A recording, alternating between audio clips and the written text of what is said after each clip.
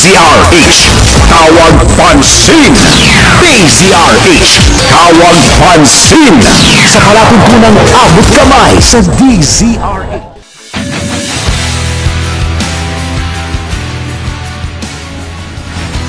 Maraming mga commuters na nagrereklamo kapag dumadaan dito sa panulukan ng Hilpuyat at Taft Avenue sa bahagi ng lungsod ng Pasay dahil sa madalas na pagsisikip ng daloy ng trapiko dito. Ang dahilan, napansin natin kung paano humambalang ang mga malalaking bus at mga pampasaherong jeep sa gitna ng kalsada para magsakay at magbaba ng pasahero.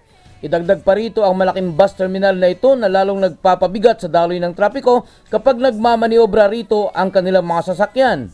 Ngunit ang higit na kapansin-pansin dito ay itong mga multicab dahil ginawa na nilang terminal ang panulukan ng Hilpuyat Avenue at Donada Street, may ilang metro lamang ang layo sa Taft Avenue.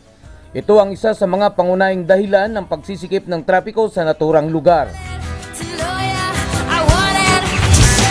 Yan ang DZRH Tawag Pansin. Hermie Katig, naglilingkod sa pagbabalita. DZRH Tawag Pansin!